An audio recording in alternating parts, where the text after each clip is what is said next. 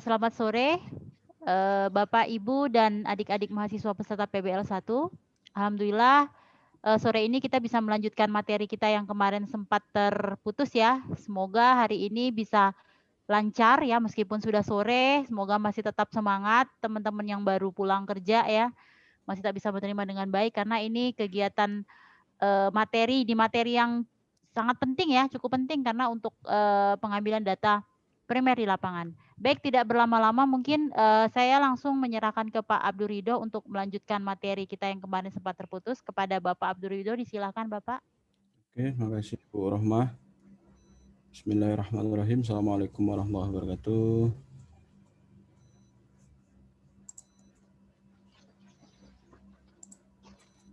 Cukup jelas ya kedengaran suara saya? Jelas Pak, jelas. Oke, makasih. Oke, bismillahirrahmanirrahim. Kita lanjut lagi. Mungkin kita mulai dari awal lagi ya.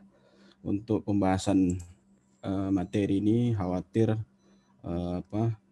materi yang udah disampaikan kemarin sudah dilupakan gitu. Karena kendala teknis yang kita hadapi kemarin tuh betul-betul kendala teknis yang cukup berat karena server internet kita itu di universitas ternyata ngedown gitu ya, dan baru diperbaiki di hari Selasanya. Jadi alhamdulillah hari Rabu mau ndak mau saya dari rumah aja biar pastikan kalau ndak ada kendala teknis yang berarti lah. Mudah-mudahan di rumah juga ndak ada kendala teknis. Nah, berapa kali ini kegiatan webinar kita juga agak terkendala ini hanya karena internet, Zoom, dan semisalnya itu. Sebentar dulu saya tambahkan slide PowerPoint saya ya untuk sebentar. Mana gambarnya nih? Teknologi ini mungkin ini sini. Oke.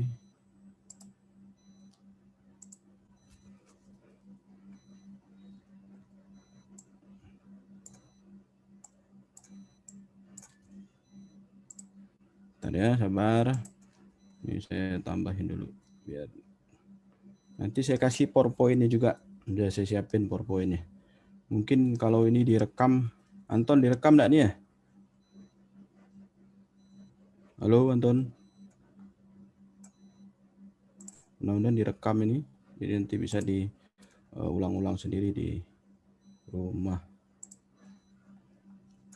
Oke, ini. Ya.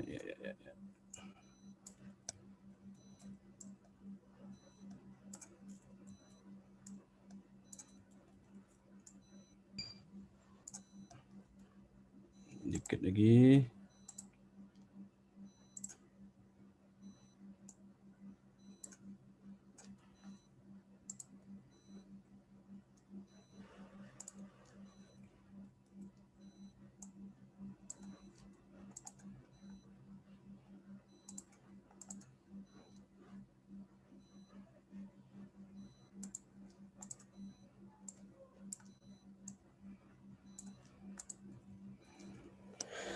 Oke.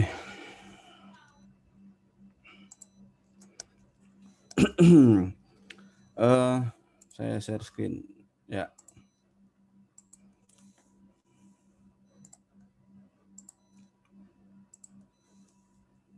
Mudah-mudahan menyimak semua ya. Share screen yang udah saya bagikan kelihatan kira-kira?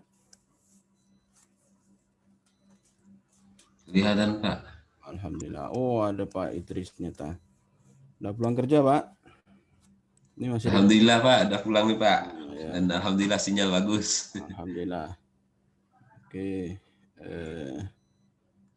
Nah, untuk kegiatan PBL 1, esensinya adalah, ini saya mereview ya, esensinya adalah kegiatan community diagnosis.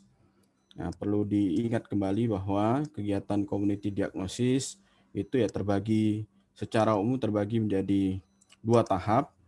yaitu tahapan pengumpulan data dan tahapan diagnosis itu sendiri.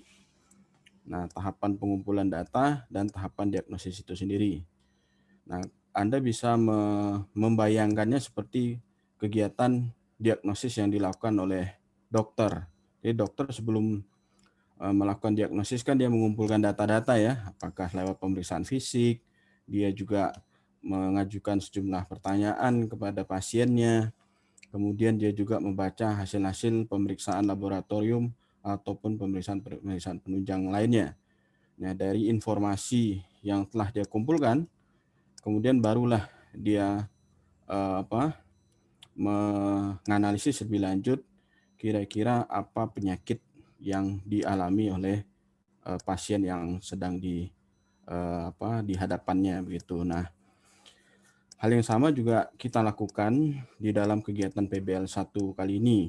Yang berbeda dalam kegiatan PBL 1 yang kita lakukan bukan pasien diagnosis seperti yang dilakukan oleh dokter, tapi adalah community diagnosis. Jadi pasiennya diganti dengan community, ya. Tapi yang dianalisis bukan orang-orang yang di dalam komunitas tersebut, tapi komunitas itu sebagai satu entitas. Itu jadi komunitas itu sebagai satu entitas yang kita akan diagnosis, bukan per individu yang dilakukan. Jadi bukan sebuah akumulasi diagnosis kedokteran, tetapi memang diagnosis pada skala komunitas. Nah, seperti yang tadi disampaikan bahwa komunitas esensinya pengumpulan data. Nah, salah satu pengumpulan data yang dilakukan dalam komunitas adalah pengumpulan data secara langsung atau biasa kita lakukan dengan metode survei diantaranya ya. Nah, yang akan Anda lakukan dalam PBL itu kan pengumpulan data sekunder yang sudah dimiliki oleh fasilitas kesehatan, kemudian pengumpulan data melalui in-depth interview ataupun FGD, karena dokter juga melakukan interview atau wawancara pada pasiennya kan, menanyakan riwayat-riwayat yang mungkin dikaitkan dengan penyakit yang dia duga.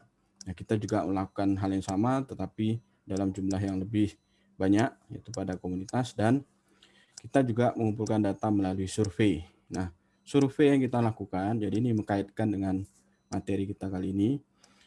Survei yang kita lakukan itu menggunakan aplikasi, gitu ya, karena ini menjadi kompetensi kita seperti yang tercatat di dalam buku panduan PBL itu. Anda bisa lihat buku panduan PBL-nya bahwa salah satu kompetensi yang mesti dimiliki adalah kompetensi terkait dengan penggunaan teknologi informasi. Nah, salah satunya adalah penerapannya di dalam kegiatan community diagnosis.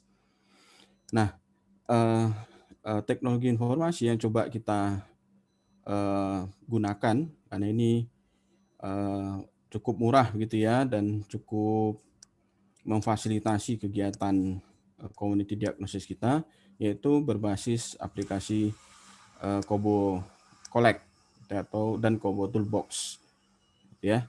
Nah, Kobo Collect dan Kobo Toolbox. Jadi penggunaan Kobo Collect dan Kobo Toolbox ini dalam rangka kegiatan survei kita di dalam community diagnosis.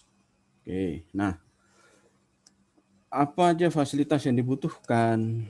Fasilitas yang dibutuhkan untuk melakukan survei berbasis Kobo Collect dan Kobo Toolbox adalah dua perangkat. Yang utama adalah dua perangkat. Jumlahnya nanti menyesuaikan kebutuhan, tetapi yang harus ada adalah dua perangkat ini. Perangkat pertama yaitu komputer ataupun laptop ya. Jadi bisa PC, bisa jadi laptop. Bentar dulu saya cari mana kok pointer saya. Pointer saya kok nggak kelihatan di sini. Bisa kelihatan. Oh, ini dia. Sembunyi dia. Nah, yang pertama itu adalah komputer atau laptop. Ya, salah satu di antaranya. Dan yang kedua yaitu perangkatnya adalah mobile phone berbasis Android ya. Mobile phone berbasis Android, meskipun bisa aja menggunakan perangkat kalau di dalam survei seperti ini ada perangkat lain yang bisa kita pakai gitu, seperti seperti mobile phone juga, tetapi dia bukan telepon seluler. Itu ada juga itu banyak dijual di pasaran. Tapi kali ini kita menggunakan mobile phone saja berbasis Android karena ini praktis dimiliki hampir oleh semua orang. Ya, jadi 2 perangkat ini harus dimiliki. Gitu ya. Nah, laptop ini nanti akan mengakses Kobo Collect. Itu. Kemudian handphone ini barang berbasis Android nanti akan mengakses Kobo Toolbox. Jadi 2 perangkat ini akan saling terhubung nanti satu sama lain. Ya, saling terhubung. Oke. Nah, laptop ini nanti dipakai untuk mengakses server dari Kobo Collect. Ya, nanti berisikan database hasil survei yang telah kita kumpulkan, dan handphone berbasis Android ini akan kita pakai untuk alat bantu kita di dalam mengumpulkan data atau survei. Ya, jadi bukan laptopnya nanti dibawa ke dalam kegiatan survei, kan terlalu berat, terlalu riskan juga, meskipun bisa aja, tapi pasti agak sulit ya, berat dan riskan, tidak cukup memudahkan gitu. Jadi kita menggunakan 2 perangkat. Perangkat pertama adalah laptopnya nanti yang diminta untuk mengakses Kobo Collect atau web servernya Kobo Collect, dan handphone ini nanti akan diinstal aplikasi Kobo Toolbox dan nanti keduanya akan dikaitkan. Nah, jadi nanti setiap anggota kelompok diminta untuk mengumpulkan sejumlah sampel ya, kan sudah dibahas di dalam buku panduannya berapa minimal sampel yang harus dikumpulkan oleh setiap orang. Nah, nanti mereka mengumpulkan menggunakan handphone ini, dia isikan datanya melalui handphone itu, kemudian nanti data tersebut akan dikirim ke server Kobo Collect yang nanti akan diakses melalui laptop ini atau komputernya, ya. Nanti diakses melalui ini. Nah, ada beberapa kemudahan nanti yang akan kita lihat dalam penggunaan Kobo Collect maupun Kobo Toolbox dalam survei ini, ya. Yang utama sih sebenarnya kami ingin nanti memudahkan dosen-dosen pembimbingnya itu memantau progres dari survei yang telah dilakukan oleh masing-masing kelompok gitu. Jadi dosennya nanti akan membuka juga Kobo Collect yang dimiliki oleh setiap kelompok. Jadi setiap kelompok udah kita bikinkan ya. Nanti dilihat kembali akun-akun yang sudah dibagikan oleh akademik. Jadi setiap kelompok dibagi sejumlah akun. Nanti saya minta akunnya jangan di-rename ya, passwordnya, karena itu untuk memudahkan dosen pembimbing untuk memantau juga progres data yang telah Anda kumpulkan. Dan yang kedua tujuannya ya akuntabilitas. Jadi setiap anggota nanti akan kebaca gitu ya kinerjanya. Dia udah ngumpulin berapa sampel. Apakah mengumpulkan sejumlah sampel minimal yang telah ditetapkan atau tidak. Jadi kalau dia mengumpulkan sejumlah sampel minimal yang ditetapkan berarti kinerjanya bagus, tapi kalau tidak mengumpulkan sejumlah sampel minimal yang ditetapkan berarti kinerjanya kurang bagus, dan itu akan mempengaruhi kinerja kelompok secara keseluruhan. Yang ketiga ya akan ada sejumlah variasi data yang kita kumpulkan nanti, dan itu salah satu kemanfaatan dari Kobo Collect. Dan ada 3 jenis data nanti yang kita kumpulkan gitu ya. Yang pertama data berupa hasil wawancara, gitu ya, data numerik, data angka maksudnya, apakah data ordinal, data interval ataupun data rasio, nanti akan terkumpulkan melalui hasil wawancara. Kemudian nanti ada data GPS, ya, titik koordinat, dan yang ketiga ada data berupa gambar. Kalau tidak salah saya hanya 3 jenis data itu saja yang akan kita lihat gitu ya. Sebenarnya bisa aja kita tambahkan nanti pemetaan yang lainnya, tapi itu tambahan saja kalau memang dibutuhkan itu. Misalnya Anda ingin menghitung jarak fasilitas kesehatan ke rumah-rumah, misalnya ibu hamil atau ke rumah-rumah masyarakat, bisa nanti kita bikin titik ya GPS dari puskesmas ke rumah-rumah sehingga kita bisa tahu sebenarnya berapa sih jarak dari fasilitas kesehatan ke puskesmas ke rumah-rumah warga. Apakah betul kendala jarak itu menjadi satu penghambat gitu ya mereka untuk memanfaatkan fasilitas kesehatan. Itu bisa aja kalau memang dibutuhkan data tambahan. Tapi yang jelas ada 3 jenis data yang akan kita kumpulkan nanti. Data berupa titik GPS, baik rumah maupun yang lainnya. Kemudian ada data berupa foto si responden, foto rumahnya, kemudian ada foto jumlah fasilitas sanitasi yang ada di rumahnya, kemudian data-data hasil wawancara. Nah, data tersebut nanti akan dikumpulkan oleh masing-masing responden pewawancara ya, mahasiswa sebagai anggota tim dari masing-masing kelompok PBL-nya. Dia kumpulkan, kemudian dikirim. Nah, datanya akan terakumulasi melalui server Kobo Collect yang nanti bisa diakses melalui handphone, melalui laptop atau komputer. Nah, melalui Kobo Collect nanti kita dapat mengakses data-data yang telah dikumpulkan dalam 2 bentuk. Data yang pertama itu data mentah, nanti bentuknya raw tabel, dan yang kedua data yang telah dianalisis. Ya, data yang telah dianalisis juga bisa kita akses melalui Kobo Collect ini. Setidaknya untuk kondisi defaultnya di Kobo Collect itu kita bisa mengakses data-data gambaran atau deskripsi, data-data analisis deskriptif dari setiap variabel yang dikumpulkan, termasuk hasil pemetaannya. Jadi petanya nanti sudah jadi dan Anda bisa lihat langsung melalui Kobo Collect. Jadi ini setidaknya menghemat waktu kita dalam membuat analisis deskriptif dan menghasilkan data, melihat data-data spasial yang telah dikumpulkan. Itu bisa dilihat melalui Kobo Collect. Jadi kalau nanti Anda memerlukan data yang cepat gitu ya untuk kegiatan lokakarya bersama puskesmas dan stakeholdernya, Anda bisa mengakses data analisis deskriptif yang telah dibikin oleh Kobo Collect dan menganalisis menggunakan data spasial yang telah dibikin oleh Kobo Collect. Itu tujuannya nanti bisa kita lihat lebih lanjut ya. Jadi intinya itu dari penggunaan Kobo Collect dan Kobo Toolbox. Oke, lebih lanjut. Nah, untuk mengakses Kobo Collect, Anda bisa mengaksesnya melalui halaman ini. Ya, dituliskan saja nih kobo.humanitarianrespon.info. Nanti Anda bisa masuk ke situ.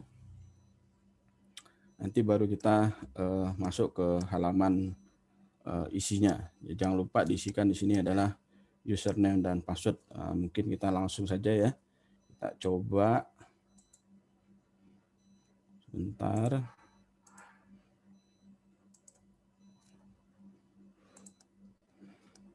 Ya, saya share dulu.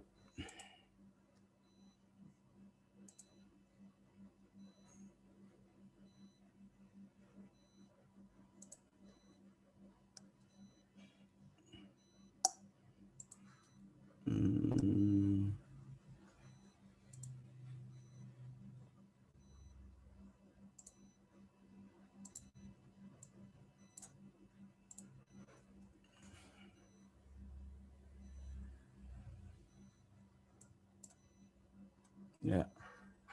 Nah, halaman depannya kayak gini. Kalau Anda mengunjungi halaman dari Kobo Collect, Kobo Humanitarian, gitu ya. Nah, ini halaman yang akan tampil gitu. Kalau Anda membuka alamat ini, nah, tinggal masukkan user dan password dari masing-masing kelompok. Kemudian di login.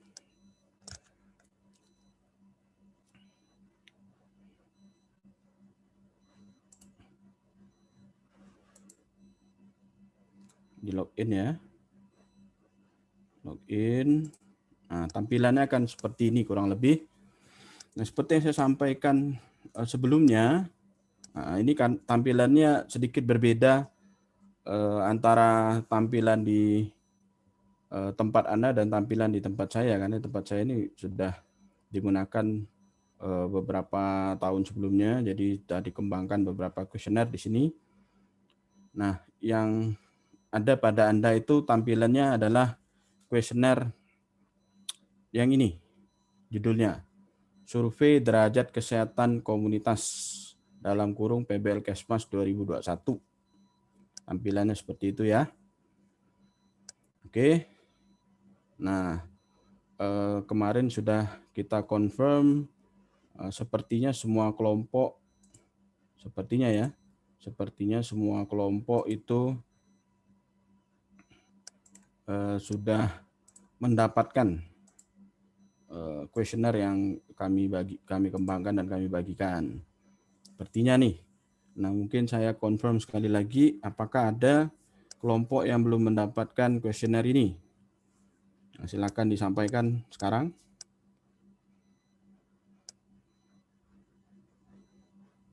Halo?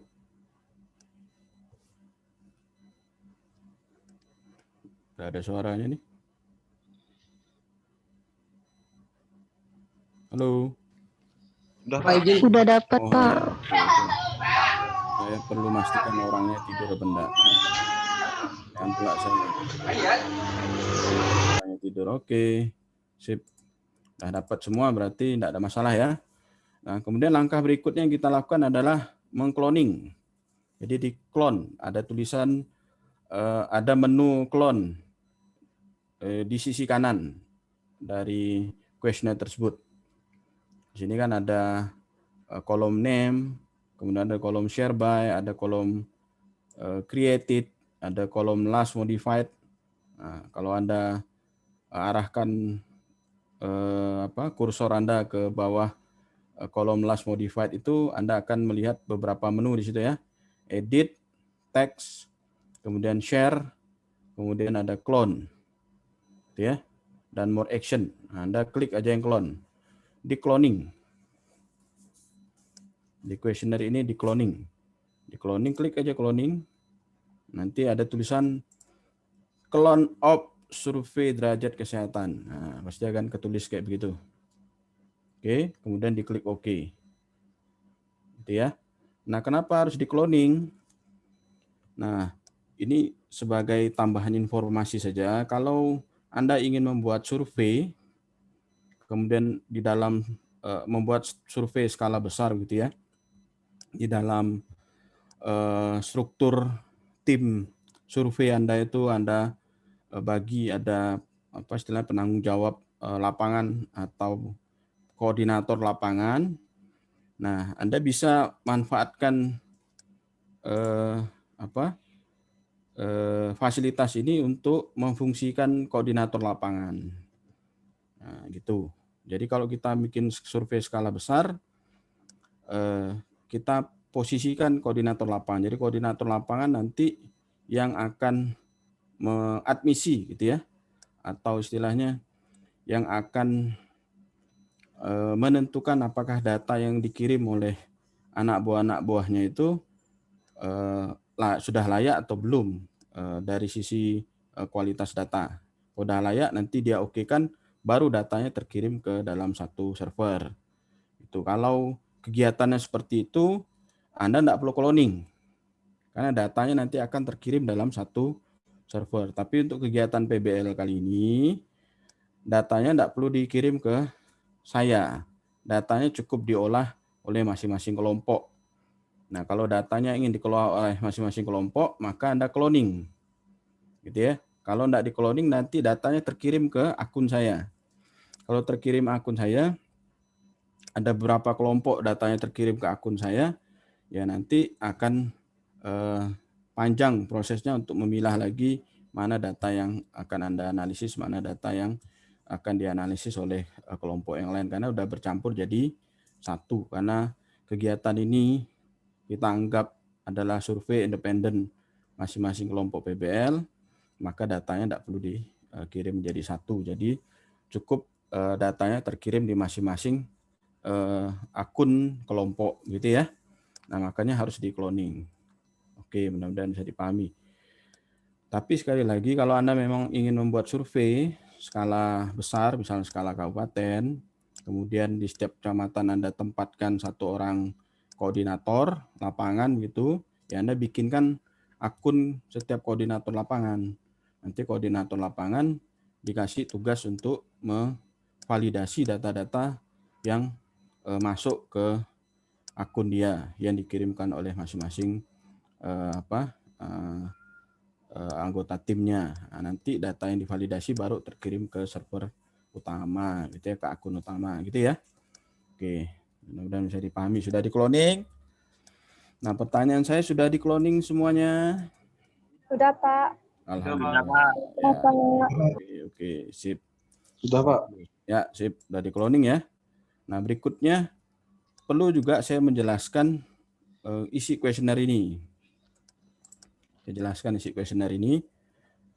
Karena ada beberapa data isian yang penting dipahami. Oke, tunggu sebentar ya. Ini lagi loading nih.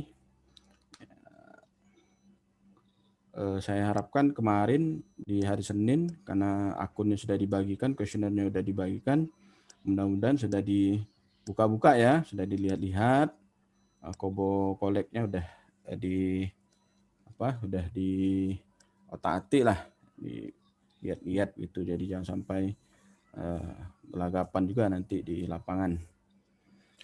Nah, secara umum kemarin saya kelompokkan jadi berapa ya? Agak lupa saya nih. Secara umum ada beberapa kelompok data yang kita kumpulkan ya. Ada berapa kelompok data yang kita kumpulkan. Nah, ini diantaranya itu adalah data biodata responden dan kepala keluarga, ada data anggota keluarga, ada data kematian dan kesakitan anggota keluarga, ada data kehamilan dan KB, ada data sanitasi air bersih dan sampah, ada data fasilitas kesehatan, ada data perilaku kesehatan. Itu. Nah, cuman yang bagian atas adalah data yang berhubungan dengan pewawancara. Nah, ini juga harus dipahami. Nah, kami membuat 8 kode pewawancara dengan asumsi setidaknya paling banyak itu ada 8 anggota pewawancara dalam satu kelompok. Ya, maksudnya dalam satu kelompok itu ada 8 anggotanya. Nah, masing-masing nanti mendapatkan satu kode. Ini kesepakatan saja. Misalnya kelompok A gitu, orang pertama dapat kode 1, kemudian orang kedua dapat kode 2 dan seterusnya sampai kode 8. Nah, harus konsisten. Kodenya jangan berubah-ubah. Dari awal sampai akhir kodenya harus sama. Tujuannya apa? Ya, kita ingin melihat sekali lagi kinerja dari masing-masing anggota kelompok gitu ya. Misalnya orang pertama ngumpulin berapa kuesioner udah. Orang kedua udah ngumpulin berapa kuesioner. Nanti kita lihat lagi kualitas datanya. Mana di antara anggota kelompok yang wawancaranya data surveinya bagus, lengkap gitu ya. Kemudian mana yang pewawancara atau anggota kelompok yang hasil surveinya datanya kurang rapi gitu atau ada kesalahan. Nah, kalau ada kesalahan kan jelas ini yang membuat kesalahan siapa itu diharapkan bisa kita track melalui kode pewawancara ini. Ya. Nah, ini bisa diedit gitu ya, mau pakai nama silahkan, tapi karena ini saya bikinkan untuk semua kelompok gitu ya, jadi saya bikin pakai kode saja. Oke, yang kedua ada pertanyaan tentang kesediaan responden. Kesediaan responden. Nah, kalau kita lihat lebih lanjut kayak begini. Sebentar ya, ini kita preview dulu formnya. Waduh, dekat rumah saya ada kucing lain nih. Ribut juga suaranya. Nah, ini dia. Nih bentuk tanyanya. Ini adalah kesediaan responden Gitu ya. Kesediaan responden nih, form kesediaan responden. Jadi Anda bacakan nanti, kami mahasiswa Fakultas Ilmu Kesehatan Universitas Muhammadiyah Pontianak, kami sedang menjalankan kegiatan PBL, ingin melakukan pengumpulan informasi kesehatan di tingkat rumah tangga. Apakah Bapak Ibu bersedia menjadi responden kami? Ya. Nah, kalau dia bersedia, pasti Anda akan klik ya, saya bersedia gitu ya. Nah, kemudian dilanjutkan dengan foto. Jadi di foto respondennya pakai handphone, maka pastikan handphone Anda bisa moto. Ya, tidak mesti kamera yang kualitasnya tinggi. Justru kalau untuk kegiatan seperti ini nanti resolusinya kita turunkan biar muat data yang lebih banyak lagi. Oke, jadi di foto respondennya, fotonya pastikan mukanya nampak ya, jangan foto bagian kakinya, foto bagian belakang badannya, atau foto bagian yang lain gitu ya. Yang penting itu foto tampak wajahnya. Gitu, foto tampak wajah apa adanya aja. Jadi enggak usah, oh sebentar Pak, saya mau make upan dulu, kelamaan nanti. Ini bukan kegiatan foto sesi ya. Tapi kita minta foto untuk menunjukkan bahwa betul responden itu yang Anda wawancarai. Gitu ya, nanti kalau kita telusuri lebih lanjut kan bisa lebih jelas gitu ya, siapa yang diwawancarai. Kemudian masukkan data waktu dan tanggal wawancara. Jadi kapan diwawancarai si responden tersebut. Misalnya hari ini Anda tinggal tulis di situ 3 Februari 2021. Jam berapa? Jam 4.51. Jadi kita bisa melihat kinerja lebih lanjut si mahasiswa ini sebagai anggota kelompok, seharinya berapa data yang dia kumpulin. Itu, oh dia bisa ngumpulin 10. Hebat sekali bisa ngumpulin 10 responden dalam satu hari. Berarti dia menghabiskan berapa jam itu. Nanti kita bisa lihat dari satu responden ke responden berikutnya berapa lama isian datanya itu, wawancaranya. Nah, dia ngatur wawancaranya 5 menit gitu, responden pertama dengan responden kedua jaraknya 5 menit. Itu akan kelihatan nanti apakah betul wawancaranya mampu bisa dilakukan dalam 5 menit gitu ya. Nah, itu harus diisi, pastikan harus diisi. Oke. Nah, itu yang saya pikir cukup penting untuk saya ingatkan. Jadi kode pewawancaranya pastikan masing-masing anggota kelompok pegang satu kode, ya disepakatin siapa yang kode 1, siapa yang kode 2 dan seterusnya. Kemudian di sini ada form kesetujuan, yang setuju nanti difoto, gitu ya. Minta izin untuk diambil foto respondennya, difoto sewajarnya saja. Kemudian isikan juga waktu dan tanggal wawancaranya. Oke. Nah, selain itu ya ada sejumlah pertanyaan. Nanti bisa Anda lihat sendiri pertanyaan apa saja yang kita harus kumpulkan. Yang pertama ya, pertanyaan berupa biodata dari responden dan kepala keluarga. Kemudian dia ada pekerjaan dan seterusnya ya. Nah, di sini ada data koordinat rumah. Jadi koordinat rumah juga direkam. Jadi Anda rekam koordinat rumahnya. Jadi pastikan GPS Anda aktif. Ya, pastikan GPS Anda aktif.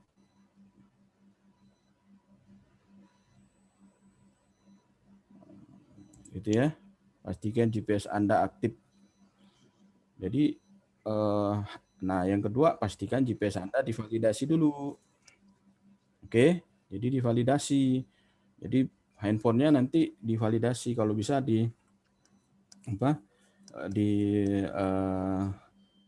istilahnya bukan diinstal ulang ya. Ya diupdate itu GPS-nya. Aplikasi GPS-nya diupdate. Nah, itu udah validasi. Lebih baik lagi punya pulsa internet nanti ya, punya pulsa internet. Oke, sebentar nih. Halo Anton. Ini saya boleh dijadikan host nih atau co-host. Nah, ini kayaknya udah mulai gangguan lagi nih ya. Pak Ridho, boleh bertanya? Boleh. Ini siapa nih ya? Hardan Pak Oh, Hardan. Hardan. Oke. Gimana Pak Hardan? Gini Pak Ridho, kan tadi Mhm. saya ada lihat kita kan ngambil foto tuh, foto Iya, betul. Foto orangnya, dari responden kita. responden. Nah, Bukan kan foto gini, keluarga ya Pak Hardan ya? siapa? Jadi gini, misalkan gini, Ya. ada memang responden dia mau nih kita tanya-tanya tentang ini, tapi dia tidak mau diambil fotonya, mungkin karena privacy. Apakah itu tetap kita lanjutkan atau gimana Pak? Ya kalau dia enggak bisa diambil fotonya, kita ganti responden yang lain, Pak. Oh gitu, ganti responden. Karena nanti ada foto-foto lain yang harus kita ambil. Ya, saya lihat ada ambil foto toga, ada Ya, juga toga, ambil foto rumah tampak depan juga ya. ya, Ada 3 rumah foto tampak kayaknya. depan, nanti ada foto fasilitas sanitasi di rumahnya. Itu juga akan difoto, Pak. Oh, Itu bagian lingkungan tuh nanti. Oh ya. Nah, Kemudian Pak, ada mau saya tanyakan juga. hmm? Ini kan di sini ada kayak apakah anggota keluarga merokok, apakah ada anggota keluarga. Maksudnya anggota keluarga ini yang dalam satu rumah. Satu rumah, betul sekali. Satu Satu rumah, rumah, Pak. ya. Ya. Kalau pengertiannya mungkin keluarga sebelahnya, padahal beda jauh kan bisa jadi. Ya, betul. Anggota keluarga itu adalah anggota keluarga Satu dalam rumah. satu rumah. Siapa? Oh, saya pikir udah dibahas kuesionernya ya kemarin. Iya sih. Sudah dibahas sama Bu Linda kemarin.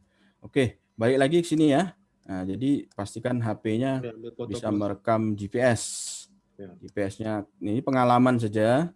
Ada kasus gitu. Ini enggak banyak. Tahun lalu itu karena GPS-nya enggak aktif, bukan enggak aktif, GPS-nya tidak diupdate dengan baik. Begitu dia ngerekam si pewawancara ini, hasil rekaman GPS-nya itu begitu dilihat di peta ternyata di tengah lautan. Itu betul-betul di tengah lautan. Kalau enggak salah saya di tengah Selat Karimata atau gimana gitu. Jadi cukup jauh juga tuh. Nah, gitu ya. Kalau kita menggunakan handphone sebagai alat untuk meniti GPS, itu paling enggak akurasinya ya 10 meter, 15 meter itu masih oke, Pak ya. Nah, tapi kalau sinyalnya cukup bagus di lapangan, itu Anda bisa sampai akurasi di bawah 10 meter. Akurasinya. Itu. Kalau handphonenya lebih canggih lagi, kayak handphonenya Pak Ardan mungkin itu bisa di bawah 5 meter tuh akurasinya itu. Nah, gitu ya. Nah, jadi sekali lagi handphonenya dicek GPS-nya, pastikan GPS-nya bisa digunakan. Oke, itu contoh ada data biodata gitu ya, berupa ada data berupa foto dan titik GPS yang diambil. Kemudian ada data kematian juga yang ditanyakan. Nah, silakan dibaca nanti. Kalau kemudian ada data GPS lagi di sini untuk data kesakitan, gitu ya. Untuk penyakit menular itu ada GPS-nya di situ. Jadi ada anggota bayi yang menderita ISPA di titik GPS-nya dan seterusnya. Jadi direkam koordinat rumah dari penderita itu. Ya nanti kita kalau pengen lihat peta di mana saja penderita dari penyakit tertentu, itu bisa kita lacak. Nanti juga ada GPS untuk ibu hamil kalau nggak salah saya, itu juga ada GPS-nya di sini untuk memudahkan kita melacak nanti. Itu ya. Oke. Nah, kurang lebih seperti itu. Nah, kemudian data sanitasi. Nah, ini yang ada fotonya data sanitasi nih. Itu ada fotonya nih. Nah, di sini nanti ambil foto kloset. Nah, di situ Anda tanyakan, apa jenis kloset yang dipakai di rumah? Kan kita wawancara nih.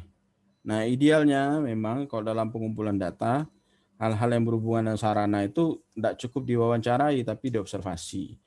Nah, salah satu bentuk observasinya itu di foto. Jadi masuk ke WC-nya, pastikan di WC tidak ada orang ya. Yang sampai masuk ke WC ada anggota rumah tangga dalam WC kan, inilah tidak etis ya. Nah, masuk ke WC-nya, diambil foto klosetnya. Nah, Anda pastikan foto yang Anda ambil bagus dan kondisinya sesuai dengan pertanyaan di atas. Jangan pula foto klosetnya menunjukkan dia bukan leher angsa, tapi Anda tulis hasil wawancaranya klosetnya leher angsa. Gitu ya. Oke. Kemudian ini juga diambil fotonya ada titik GPS juga, kita akan titik GPS rumah yang tidak punya jamban itu juga mau kita titik GPS-nya. Diambil juga foto saluran pembuangan akhir tinja. Oke. Saluran pembuangan akhir tinjanya kemana? Apakah betul ke septic tank? Kadang kita nyebutnya septic tank, ternyata bukan septic tank. Itu mungkin bentuknya cubluk gitu ya. Atau dialirkan langsung ke selokan atau ke parit belakang rumahnya. Atau bahkan tidak punya jamban gitu. Oke, itu tujuan pengambilan foto ya. Nah, yang terakhir yang penting juga disampaikan adalah data foto rumah tampak depan. Jadi setelah wawancara, Anda tutup wawancaranya, kemudian minta izin untuk mengambil foto rumah tampak depan. Itu foto rumah tampak depannya. Oke. Nah, ini bentuk kuesioner yang akan bentuk-bentuk pertanyaan dan data-data yang akan Anda kumpulkan di lapangan. Nah, biasanya hambatan-hambatan yang muncul dari mahasiswa itu adalah lebih banyak sih ke handphonenya.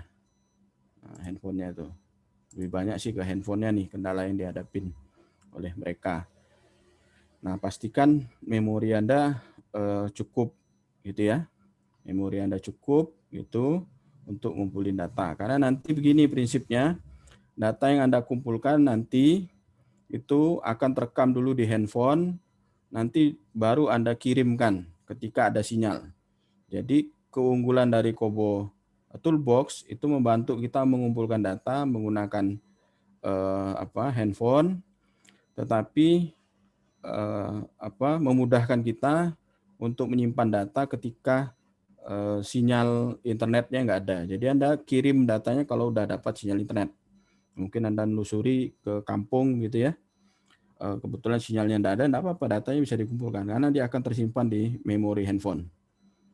Tuh. Nah, nanti tinggal cari sinyal gitu, baru Anda kirim kuesioner yang udah Anda kumpulkan. Nah, yang terkirim itu nanti akan masuk ke dalam server Kobo Collect masing-masing kelompok yang diakses melalui akun masing-masing kelompok gitu ya. Oke, sampai di sini. Pak.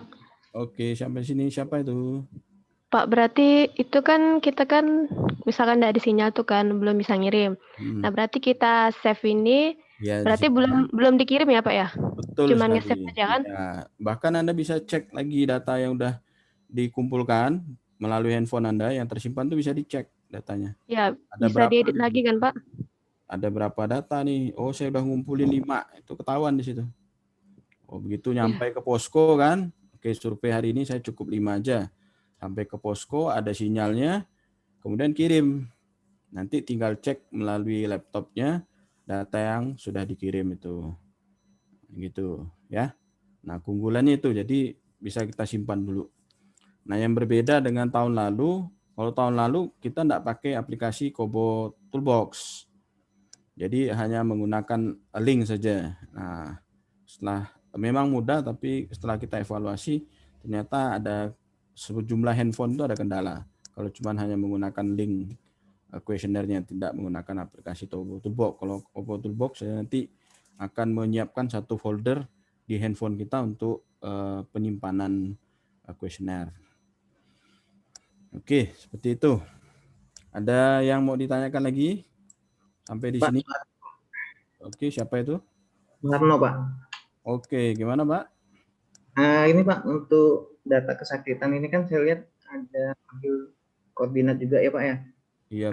Ada beberapa penyakit Pak. Kalau misalnya dalam satu anggota keluarga itu, misalnya tidak ada yang menderita malaria, apakah tetap harus diambil? Enggak, Pak. Enggak, ya? enggak. Ini nanti tampilannya beda, Pak. Di tampilan di Kobo Toolbox, di handphone kita, kalau enggak ada yang sakit di anggota keluarga itu, titik GPS-nya enggak akan keluar. Oh, dia otomatis enggak minta GPS ya, Pak ya? Udah kita bikin seperti itu. Jadi, ya, Pak, kalau ada anggota keluarga itu, misalnya pertanyaan tentang diare, Pak ya, ya Pak. Ada anggota keluarga itu, saya bukain dulu. Kita lihat nih di sini. Kita lihat di previewnya.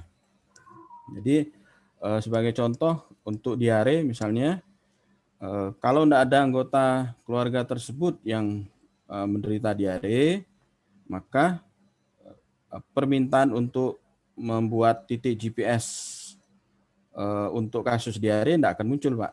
Tampilannya seperti itu. Nah, kita Jadi otomatis ya Pak ya? Ya, kita coba bikin seperti itu. Nah, kita cek ya. Nah, misalnya nih. Nah, ini kan dalam 1 bulan terakhir apakah ada anggota keluarga yang sakit ISPA? Kalau Anda lihat di sini tidak ada permintaan GPS kan? Begitu Anda klik satu, baru muncul permintaan GPS-nya. Tapi kalau dibilang tidak ada, gitu ya, tidak ada di sini. Nah, permintaan GPS-nya tidak muncul. Tuh, Anda langsung loncat ke pertanyaan berikutnya. Jadi udah dibikinkan jumping-nya. Jumping istilahnya kalau kita biasa membuat kuesioner kayak begini ada istilah jumping.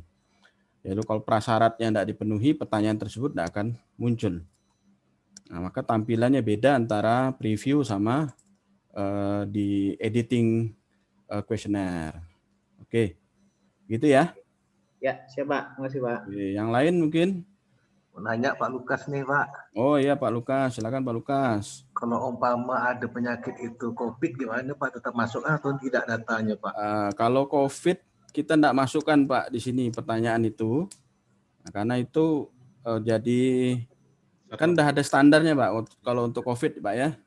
Kalau COVID udah ada standarnya. Kita sebenarnya waktu diskusi bersama dosen-dosen juga pengen masukkan, tapi mengingat ini ranahnya udah jelas, udah ada standar acuan bagaimana pemeriksaannya, dan khawatir nanti jadi iya, bukan menulari Pak, jadi stigma di masyarakat gitu, nanti kedapatan enggak ada data misalnya ini pernah menderita COVID gitu. Nah, kami khawatirnya seperti itu. Khawatirnya kayak gitu, Pak. Iya Pak, makasih Pak. Tapi kalau kelompok Pak Lukas pengen nambahin boleh aja, edit aja. Tempat kami itu memang ada kasusnya. Memang ada tempat Pak Lukas tuh, suka mendalam tuh. Ya pasiennya, tapi memang tidak dijadikan acuan kita lah Pak ya. Ya, untuk kali ini. Berarti nanti rumahnya lewat aja Pak Lukas. Oke. Nah, kalau kebetulan memang rumah tersebut jadikan sampel, ya pertanyaan tentang COVID memang tidak kita ajukan. Ya Pak, makasih Pak. Tentang COVID tidak kita ajukan Pak, karena pertimbangan yang tadi. Ya Pak, makasih Pak. Takut nanti muncul stigma pada keluarga tersebut ya. Nah, datanya terlihat, itu pertimbangan kita sebenarnya Pak. Ya makasih sebenarnya Pak. Saya pengen juga data COVID itu bisa ke peta kan gitu ya. Ke peta kan mungkin manfaatnya lebih besar lagi untuk puskesmas maupun dinas kesehatan, tapi ada pertimbangan-pertimbangan tadi. Pertimbangan-pertimbangan itulah yang jadi alasan kami tidak masukkan. Oke, mungkin itu Pak. Iya, makasih Pak. Ya. Tapi sekali lagi kalau memang Pak Lukas pengen, boleh konsultasikan ke pembimbingnya. Tambahin aja pertanyaan itu, boleh dititikkan. Tapi masalahnya ya dengan diskusi pembimbing Pak ya. Iya Pak. Pak Lukas ada kebutuhan untuk data itu, udah dipertimbangkan kemungkinan efek negatifnya bisa di-handle itu, ya boleh aja, enggak masalah. Bisa aja. Ini kan udah kami kasih akunnya, Pak Lukas sama kawan-kawan bisa nambahkan pertanyaan-pertanyaan yang memang dirasa dibutuhkan. Gitu. Gitu ya Pak Lukas ya. Iya Pak, makasih Pak. Iya, sama. Yang lain mungkin, ada kawan-kawan yang lain ingin bertanya? Kalau enggak ada kita lewatkan dulu. Mungkin saya membahas yang penting-penting dulu ya. Oke, yang selanjutnya. Nah, kalau Anda masuk ke sebentar. Ini biar nyambung nih. Takut. Nah, kalau Anda masuk ke menu ini, menu deploy, diklik. Kalau Anda klik gitu ya, kuesioner Anda klik, nanti akan muncul seperti ini, Bapak, Ibu sekalian, dan mahasiswa sekalian. Tampilan seperti ini, ada summary, gitu ya. Ada summary, kemudian ada form, ada setting. Nah, yang penting sebenarnya di sini dulu. Di setting dulu. Oke, karena ini nanti yang Anda butuhkan untuk mengkoneksikan antara akun Anda dengan handphone. Gitu ya. Akun Anda dengan handphone. Nah, kalau di sini ada permintaan untuk di redeploy, ya silakan aja di deploy ulang. Ya, di redeploy dulu sebelum kita sambungkan. Nah, perlu diingat kalau ada perubahan pada kuesioner, Anda harus deploy ulang atau redeploy. Kalau ada perubahan, kalau tidak ada perubahan ya tidak perlu di-deploy ulang. Karena di-redeploy nanti baru kuesioner tersebut bisa diakses melalui Kobo toolbox-nya. Gitu ya. Nah, jadi deploy. Kalau kuesionernya dikembangkan, baru dikembangkan, memang harus di-deploy. Deploy itu maksudnya apa ya istilahnya? Ya dinaikkan ke servernya gitu ya, dinaikkan ke servernya. Biar datanya bisa diakses, biar kuesionernya bisa diakses dan datanya bisa masuk ke database. Oke. Nah, kemudian tarik ke bawah, Bapak Saudara sekalian. Nah, di sini diklik nih. Di sini ada beberapa pilihan untuk pengumpulan data.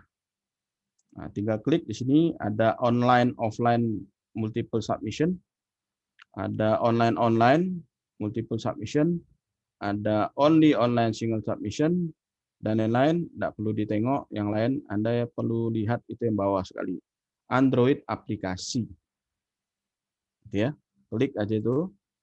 Android aplikasi. Nah, ini perlu ditengok nih. Di sini ada arahan. Kalau Android menggunakan Android aplikasi, ada arahannya di sini. Yang pertama, install Kobo Collect dulu di your Android device. Jadi pastikan aplikasi Kobo Collect itu terinstall di handphone Android kita. Nah, kemudian baru buka setting. Masukkan link ini ke dalam setting untuk server URL-nya. Nah, pastikan ini juga username dan password-nya dimasukkan ke dalam setting Kobo Collect kita. Nah, kemudian keempat baru mengambil kuesioner atau formulir yang sudah kita deploy tadi, baru kita dapat menggunakan kuesioner tersebut dalam pengumpulan data. Oke, jadi di laptop Anda ini biarkan terbuka aja, ya.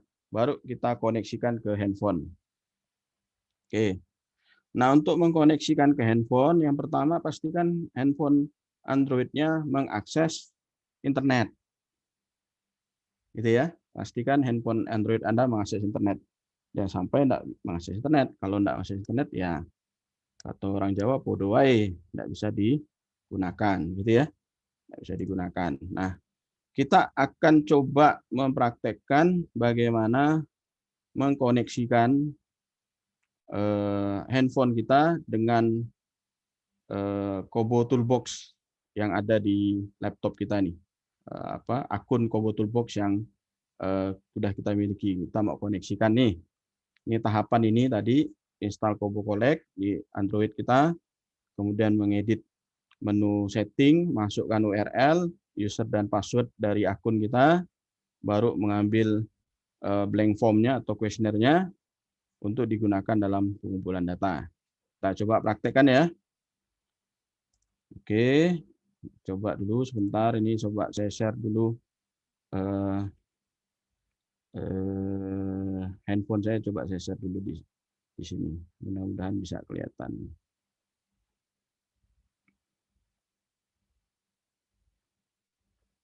Bentar ya.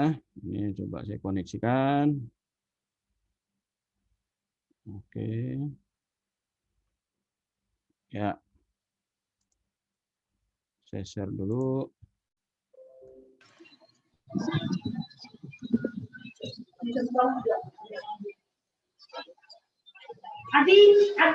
Dek.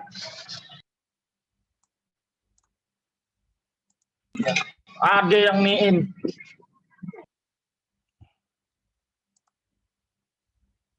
Oke, kelihatan enggak handphone saya di layar? Kelihatan. Nampak, Pak. Kan Pak. Alhamdulillah nampak ya. Jangan ditengok yang lain-lain, jangan ditengok. Tengok yang itu aja. Kelihatan ya? Kelihatan, Pak. Oke, langkah pertama. Cari App Store, bukan App Store, Play Store. Ini Play Store, kelihatan Play Store ya? Ini Play Store-nya. Masa enggak punya Play Store sih? Enggak mungkin lah ya. Pasti punya Play Store. Nah, kemudian buka Play Store-nya. Cari di situ aplikasi Kobo Toolbox atau Kobo Collect. Cari situ. Nah, gambarnya kayak begitu Bapak Ibu dan mahasiswa sekalian. Ada tulisannya itu ya, Kobo Collect atau Kobo Toolbox. Warna biru itu ya. Diinstal. Nah, saya tunggu install dulu di handphonenya. Kalau ada pertanyaan, Pak, enggak bisa diinstal, ya mungkin enggak punya paket internet. Kalau enggak ada paket internet atau enggak ada internet di dekat situ, ya boleh meminjam mungkin internet teman-temannya itu biar bisa membuka ini. Bisa ya bisa diinstal ya? Di App Store nggak ada, Pak. Bukan Oh, di App Store nggak ada, Bu. Oh iya, di Apple nggak ada kayaknya, Bu. Ini berbasis Android. Jadi yang menggunakan iPhone ini Pak gimana Pak ya? Saran saya iPhone-nya dijual dulu, ganti Android. Enggak, bergurau saja. Aduh. Bergurau saja ya. Nah, coba pakai Android. Pinjam. Android tetangga Pak ya? Jangan dong. Nanti kebuka nanti WhatsApp-nya ya. Mau minjam punya Hardan nampaknya nih Pak. Mungkin punya anaknya Bu, punya Android, boleh dipinjam dulu. Anak saya nggak main HP Pak. Waduh, jadi mainnya apa dong? Main tablet. Main iPad. Mungkin punya suaminya Bu. Harus di Android ya Pak? Ya, selama ini sih kalau menggunakan Apple agak ada kesulitan yang kita temukan karena memang Kobo Collect atau Kobo Toolbox ini dikembangkan di Windows dan Android. Dia di Google dan Android, jadi agak sulit kalau dengan App Store. Dengan Apple. Lewat link itu bisa Pak? Link, tapi di App Store-nya enggak ada kan Bu? Iya, enggak ada. Atau Ibu bisa pakai yang lain. Kalau enggak salah saya itu selain Kobo Toolbox itu ada aplikasi lain tuh. Toolbox yang lain itu apa ya? Selain Kobo Toolbox, sebentar saya cek di PowerPoint saya dulu. Kalau enggak salah saya ada itu Bu. Selain Kobo Toolbox itu ada yang lain. Ada aplikasi sejenisnya itu yang bisa diakses mungkin di Android. ODK Bu, ODK Collect. Coba Ibu cek ODK Collect ada enggak di sana? Di App Store. ODK ya Pak? Ya, ODK Collect. Sebentar ya, saya coba lihatkan. ODK tulisannya ODK biasa Bu. ODK. Nah, kayak itu tampilannya ODK Collect. Nah, dia modelnya kayak gini. Mirip Bu dia. 11-12 nih sama pengembangnya. Nah, jadi kalau enggak Kobo Collect bisa menggunakan ODK Collect. Ada enggak Bu ODK Collect di App Store?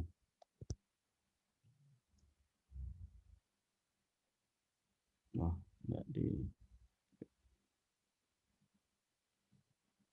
Oke, yang lain mungkin bisa ya menginstal ya. Ada kendala? Enggak ada, mudah-mudahan enggak ada. Oke, kalau udah diinstal boleh dibuka. Tampilannya akan seperti ini. Nah, mungkin Anda versinya sama dengan saya nih, versi 1.29.3. Tampilannya kayak begini. Oke, sama tampilannya ya. Nah, kalau Anda dalam bahasa Inggris ya setting bahasanya yang dirubah. Setting bahasanya dirubah. Mungkin setting bahasa handphonenya dirubah biar tampilan bahasanya jadi bahasa Indonesia. Jadi tampilannya mungkin kurang lebih cuman ada beberapa handphone yang tulisannya itu dalam bahasa Inggris. Apalagi kalau handphonenya mungkin black market gitu ya, bisa aja bahasa Cina di situ atau bahasa Jepang. Oke, tergantung settingan bahasa di handphone Android kita. Bisa kebuka semuanya? Bisa, Pak. Bisa, Pak. Ya, alhamdulillah. Bisa, Pak. Alhamdulillah. Oke. Lanjut ya. Bisa diikuti, lanjut. Nah, kemudian buka titik 3 yang ada di atas ini. Tuh, ada titik 3 di situ. Saya yakin titiknya 3 semua, tidak ada yang lebih dari 3. Titik 3 diklik. Oke. Nah, yang kita akan atur itu adalah di 2, pengaturan umum dan pengaturan admin. Kita coba pengaturan umum dulu. Sudah. Buka. Nah, yang pertama kita isi adalah server. Buka di situ. Saya back ya. Nah, yang diklik server ya. Server tulisannya. Di handphonenya itu. Server. Bisa diklik ya? Coba. Alhamdulillah. Buka. Nah, yang diisikan ini Bapak Ibu, nih. URL-nya, masukkan ini. Seperti tampilan di laptop Anda tadi. Tampilannya ya. http://kc-humanitarian-response.info. Itu. Oke. Nah, ini info tambahan saja ya. Kalau Anda punya server sendiri, Anda tinggal masukkan URL yang Anda berikan untuk akses servernya. Anda punya server sendiri, diakses lewat website gitu ya. Servernya bisa diakses lewat website. Nah, tinggal dibuka nih, kasih URL-nya di sendiri. Nah, ini karena kita menggunakan servernya database server dari Kobo Toolbox atau Kobo Collect ya. Kita menggunakan itu. Udah, kemudian masukkan nama pengguna dan kata sandi masing-masing kelompok. Nama pengguna dan kata sandi. Tadi itu misalnya kelompok BBL1 ya. Masukkan itu nama pengguna dan kata sandi yang dibagikan oleh admin kemarin ya. Udah, masukkan, pastikan jangan sampai salah. Salah satu huruf nanti bisa error atau mungkin nyasar ke tempat lain.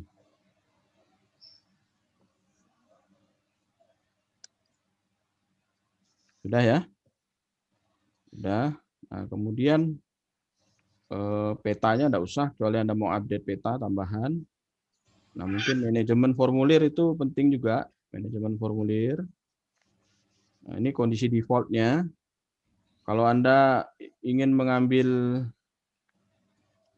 gambar, karena kita akan ngambil gambar, foto nanti. Nah, di situ ada ukuran gambar. Diklik aja. Ambil ukuran yang paling kecil, sangat kecil, 640 piksel aja. Itu. Kalau handphone Anda di bawah 640 piksel, malah lebih bagus. Ambil aja ukuran asli dari kamera. Itu. Kalau memang handphonenya bisa di bawah 640 piksel.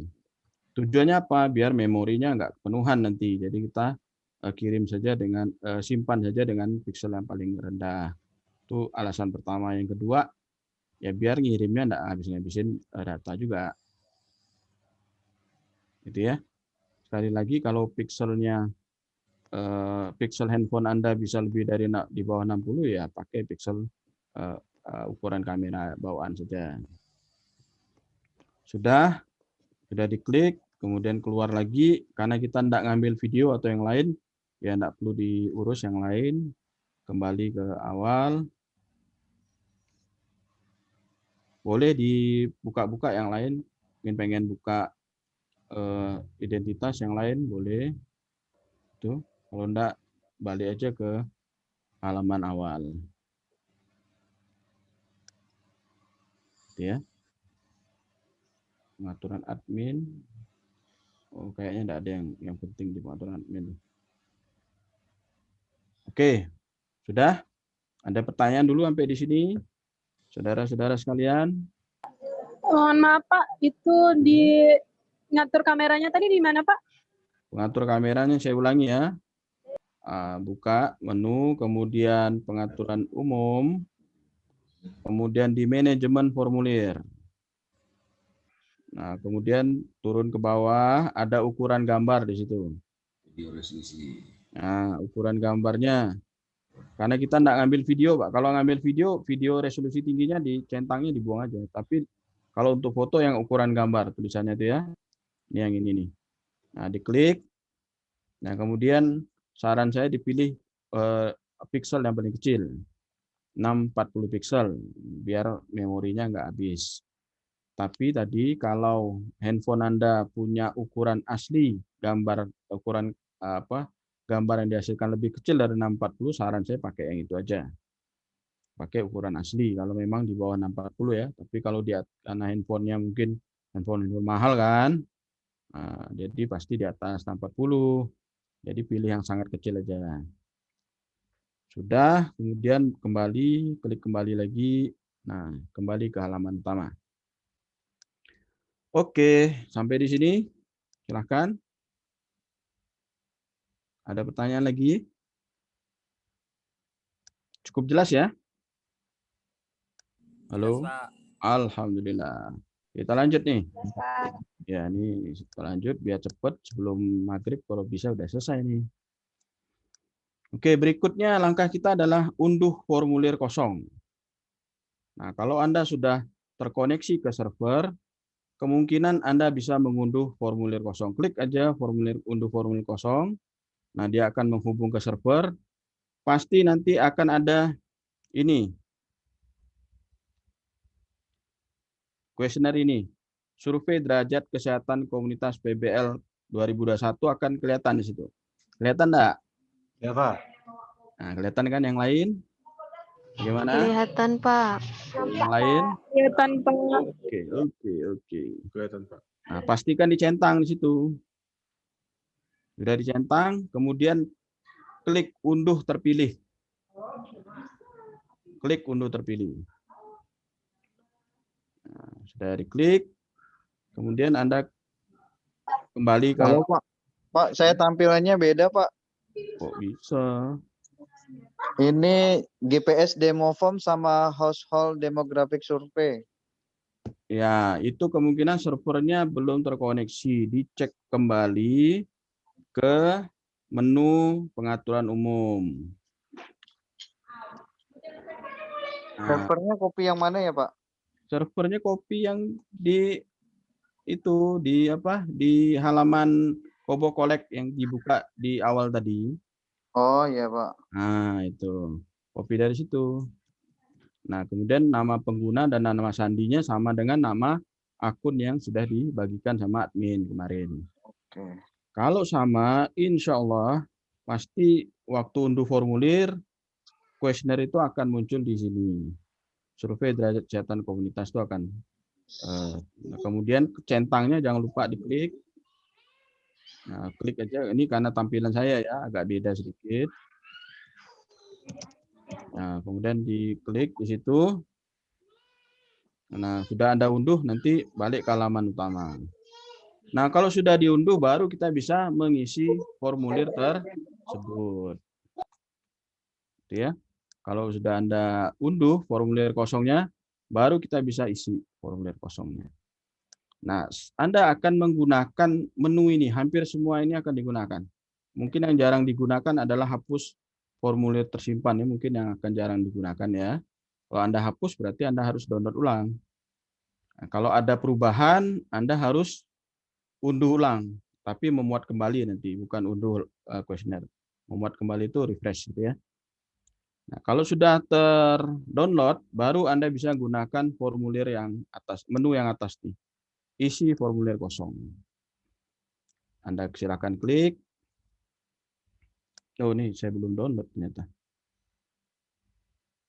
Maaf ya, sebentar saya ulangi. Saya belum download ini. Saya unduh dulu. Oke. Kemudian isi formulir kosong. Kelihatan kayak gini ya. saudara-saudara sekalian? Ya, Pak. Ya, Pak. Oke, sip, Ya, mantap. Pak. Berarti sampai di sini aman. Kemudian klik lagi. Nah, tampilannya akan seperti Pak, ini. berarti nanti Pak isinya nanti berarti langsung di ini ya aplikasi Gobo Collect ya? Betul sekali. Ya, Yang itulah link tujuan. tadi, Pak? Link yang mana? Yang link tadi tuh sama Yang aja di ya? laptop. Yang di laptop. Yang dikirim Bang Anton tuh sama aja? Oh, yang Ya, dikirim Bang ya. Anton untuk melihat data yang sudah dikumpulkan. Nah, nanti kan setiap mahasiswa gunakan handphonenya. Misal kamu ada berapa anggota? Ada 8. Nah, masing-masing pakai handphonenya masing-masing, ngumpulin data sebanyak sampel yang sudah ditetapkan untuk masing-masing.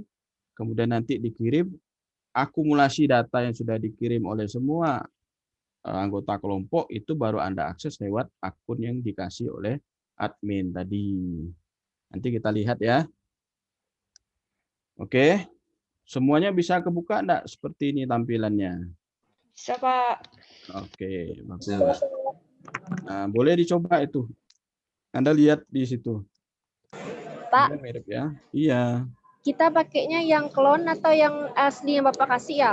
Yang clone. Oh, oke. Kasih, Pak. Jangan sampai salah klik ya. Ingat yang clone.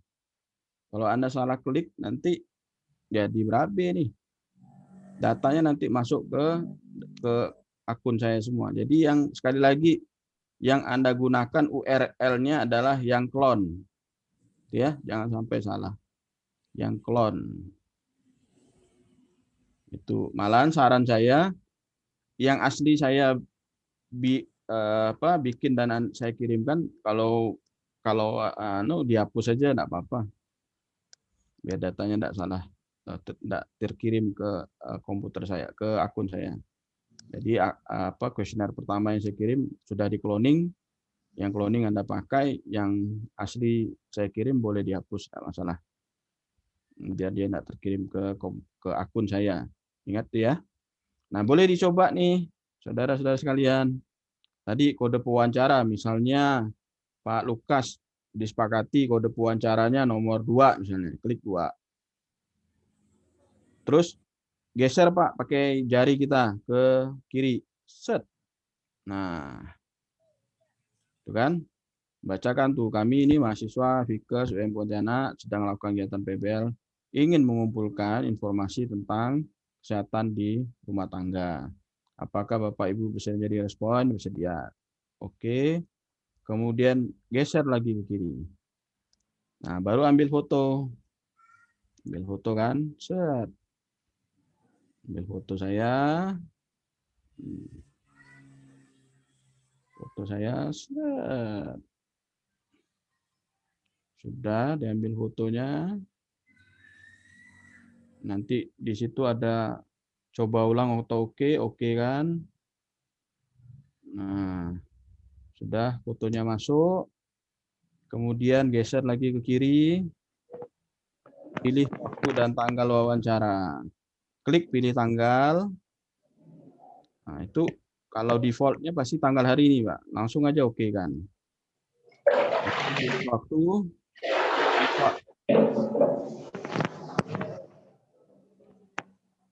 Defaultnya juga jam hari jam sekarang.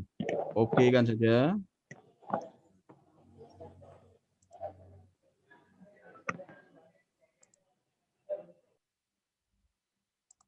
Oke kan saja waktunya. Geser lagi kiri, nama responden siapa? Abduh. Ketik tuh pakai keypad handphonenya. Abduh kan, sudah. Nah, pastikan sesuai KTP, Pak. Coba lihat, pastikan nama sesuai KTP. Jadi bukan nama panggilan. Misalnya nama panggilannya Pak Lukas, nama panggilannya Tony misalnya. Jangan nama panggilan, Pak. Nama aslinya Lukas Diono gitu. Jadi masukkan Lukas Diono. Gitu ya, Pak, sesuai KTP-nya. Oke, kemudian tanggal lahir responden. Masukkan tanggal lahirnya. Ini kalau defaultnya 2021, kan tidak mungkin tanggal lahirnya 2021 udah kita wawancara kan. Misalnya saya nih, saya tahun lahirnya 84. Nah, saya pilih tahun dulu nih. Klik yang atas tuh Pak, yang 2021 diklik. Set. Kemudian digeser ke bawah. Saya lahir tahun 1984. Klik 84-nya. Kemudian tanggalnya saya pilih. Misalnya saya tanggal 17 Agustus misalnya ya. Misalnya 17 Agustus. Saya lahir 17 Agustus misalnya. Oke, sudah. Klik. Nah, saya lahir 17 Agustus 84. Pas upacara bendera. Oke, sudah terisi. Geser lagi. Biodata biodata responden. Usianya berapa? Usianya 36 tahun. Geser lagi. Jenis kelaminnya laki-laki. Ini yang diwawancara ya. Geser lagi. Hubungan responden dengan kepala keluarga. Oh, kebetulan saya kepala keluarganya. Saya klik. Nah, kalau yang diwawancara kepala keluarga berarti namanya diulangi lagi. Tapi kalau yang diwawancara bukan kepala keluarga, Anda isi nama kepala keluarganya siapa. Misalnya hubungannya dengan kepala keluarga anak. Berarti siapa nama kepala keluarganya? Misalnya ya. Misalnya Rida, kepala keluarganya. Nah, tanggal lahirnya, tanyakan. Misalnya dia lahir tahun 45 misalnya ya. 45 nih. Nah, 17 Agustus tahun 45. Misalnya dia lahir 17 Agustus 45. Pas proklamasi dia lahir. Oke, ini kepala keluarga usianya berapa? 45 sekarang berapa usianya ya?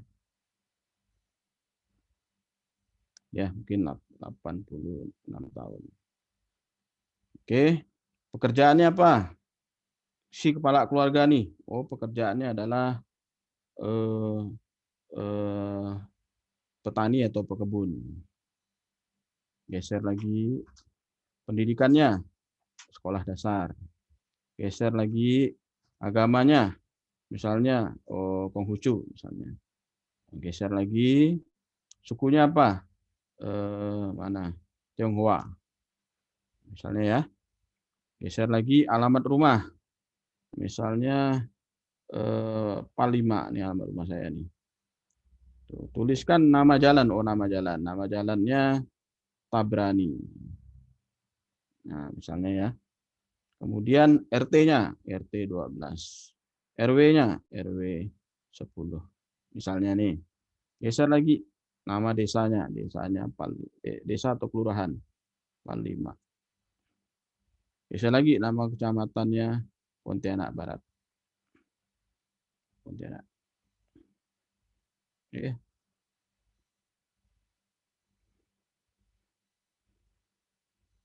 Geser lagi. Nah, titik koordinat nih. Titik koordinat nih, Pak. Lihat. Mahasiswa sekalian lihat nih titik koordinatnya. Nah, untuk mengisi data titik koordinat, Anda pastikan ini lokasi GPS itu dihidupkan. Ya. Ini pastikan hidup nih. Saya enggak tahu kalau handphonenya selain Samsung di mana nih untuk menghidupkan ini, tapi pastikan ini hidup. Pastikan itu hidup, kemudian baru Anda merekam koordinat rumahnya. Mulai. Nah, dia akan lihat di situ. Tuh akurasinya diusahakan serendah mungkin. Kalau 500 meter terlalu jauh ya. Nah, itu 20 meter. Kalau bisa di bawah 20 meter lebih bagus lagi. Kalau bisa di bawah 10 meter tuh lebih bagus lagi. Ditunggu itu. Di bawah 10 meter nih, dapat nih. Di bawah 10 meter dia bisa. Tingkat akurasinya ditengok tuh ya. Tingkat akurasi ini sangat bergantung sama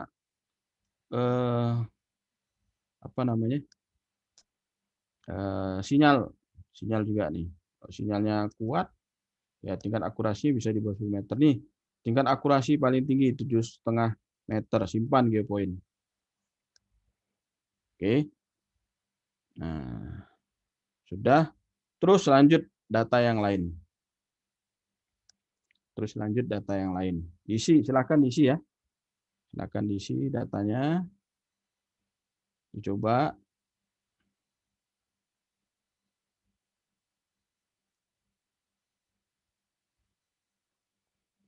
Nah, kalau Anda sudah selesai ngisi, di yang terakhir nanti akan kayak gini nih. Ini tampilan terakhir nih. Ya, tampilan terakhir. Kalau udah selesai ngisi semua pertanyaan, tampilan terakhirnya akan seperti ini. Nah, Anda berada di akhir dari formulir. Nama formulir ini adalah ini. Nah, apakah sudah terfinalisasi atau belum? Kalau belum terfinalisasi, misalnya ada data yang perlu diwawancara ulang, gitu ya. Misalnya tadi respondennya harus ngasih makan anaknya dulu, sehingga ada pertanyaan yang belum selesai, berarti jangan difinalisasi. Tanda centangnya dibuang, simpan saja formulirnya, nanti Anda lanjutkan waktu wawancaranya. Gitu ya. Tapi kalau sudah terfinalisasi, ya pastikan centangnya sudah terfinalisasi. Itu. Karena ini akan tersimpan di tempat yang berbeda. Nah, gitu ya. Tempat yang berbeda. Ini kalau saya belum terfinalisasi, ini saya simpan ya. Saya contohin, simpan formulir. Oke. Nah, kalau belum terfinalisasi, akan Anda lihat di sini. 1. Kalau Anda centang terfinalisasinya, nanti akan Anda lihat di sini. Tambahan di sini. Nah, kalau memang isiannya belum selesai, akan dilanjutkan wawancara pada keesokan harinya. Keesokan harinya Anda datang lagi, Anda tinggal buka yang ini, jangan isi formulir kosong, tapi ubah formulir yang tersimpan. Di situ ada 1 tulisannya. Klik, kemudian Anda klik lagi. Nah, dia akan akan tampil lagi wawancara tersebut. Kita sampai mana? Mau mulai dari awal atau mau mulai dari mana nih? Dari biodata tadi. Sampai di mana tadi biodatanya? Sampai di koordinat rumah. Mau lanjutkan? Nah, tinggal lanjutkan. Data yang belum terisi. Misalnya jumlah anggota keluarga ada 12 orang. Itu data anggota keluarga yang usia di atas 65 ada enggak? Kalau ada, apakah laki, perempuan, atau dua-duanya ada? Oh, ada yang laki maupun ada yang perempuan. Di antara 56 sampai 65 hanya perempuan saja. Pralansia, oh tidak ada. Ya. Dewasa, kedua-duanya ada misalnya, dan seterusnya. Ya, dan seterusnya. Lanjut.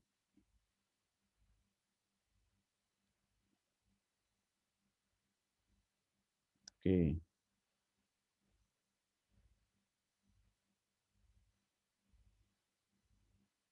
Gitu ya. Terus sampai selesai. Nah, kalau sudah selesai, pastikan centang tanda formulir telah terfinalisasi itu berwarna biru. Kalau memang sudah selesai ya. Kalau sudah selesai kuesioner tersebut untuk responden itu, ya pastikan warna biru itu sudah centangnya sudah berwarna biru. Kemudian klik simpan formulir dan keluar. Oke, nah ini karena belum selesai nih, belum selesai, maka dia tidak bisa disimpan. Kalau udah selesai pasti bisa disimpan. Ya, kalau udah selesai semuanya, Anda pasti akan. Nah, kalau udah selesai, yang akan terisi di sini, kirim formulir terfinalisasi.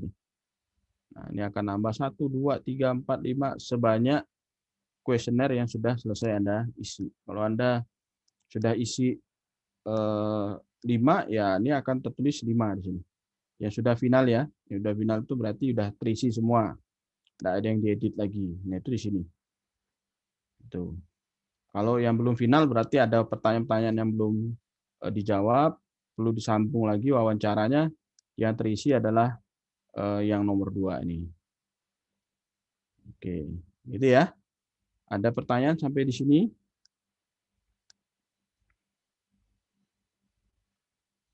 Halo? Enggak, Pak.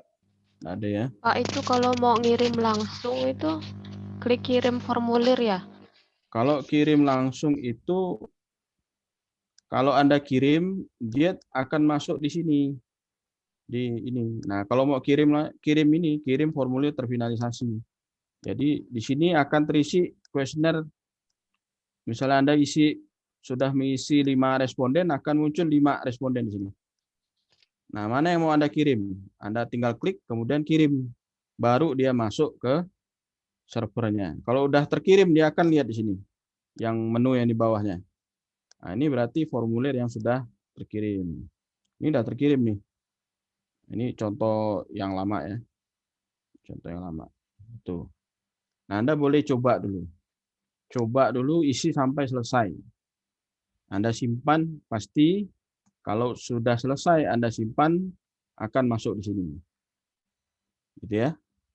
Nah, dia tidak akan terkirim langsung ke server sebelum Anda mengklik kirim formulir terfinalisasi.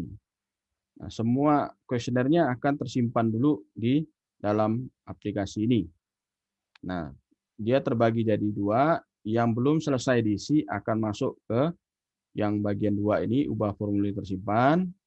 Kalau dia sudah selesai terisi semua, dia akan masuk ke yang menu yang nomor 3, kirim formulir terfinalisasi. Nah, formulir yang terfinalisasi lah yang baru bisa dikirim ke server Kobo Toolbox-nya. Ya. Nah, coba diisi dulu sampai selesai. Isi dulu sampai selesai. Kita isi dulu sampai selesai. Kita isi sampai selesai ya. Silakan isi masing-masing. Coba aja wawancara temannya atau orang di rumah itu. Ini coba saya contohkan.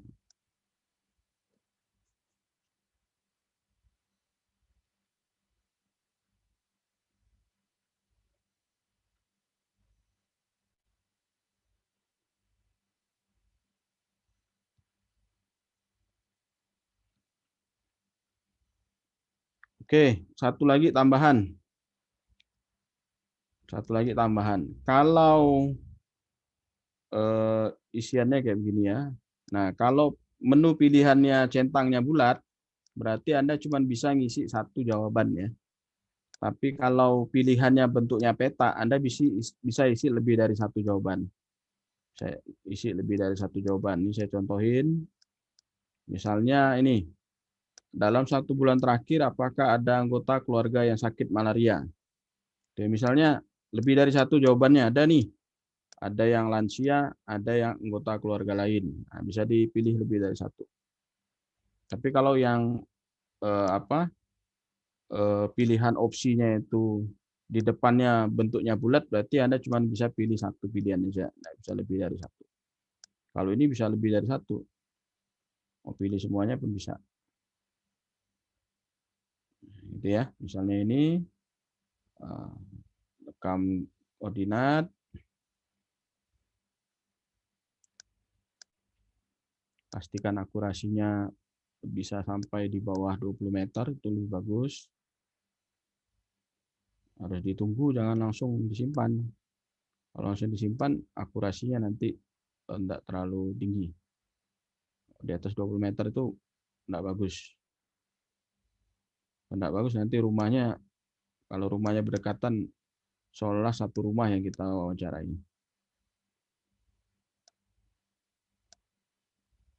Coba ya. Coba dulu sampai selesai, nanti kalau ada yang membingungkan silakan tanya ke saya.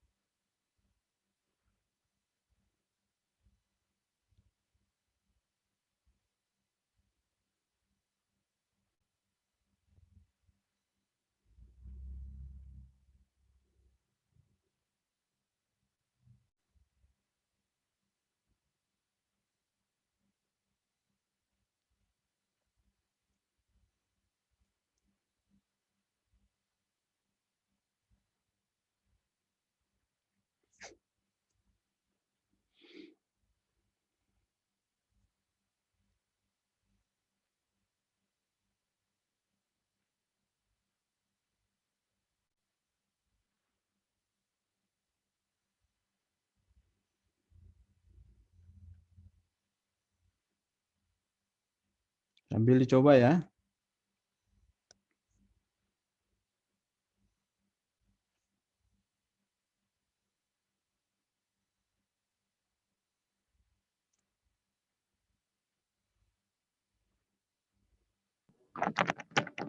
Maaf Pak, mau nanya tingkat akurasinya minimal berapa meter ya Pak? Paling tidak 20 meter. Iya Pak. 20 meter itu artinya antara satu titik sama titik lainnya itu asumsinya jaraknya lebih dari 20 meter. Misalnya rumah kita nih, rumah responden pertama itu luasnya 20 meter persegi.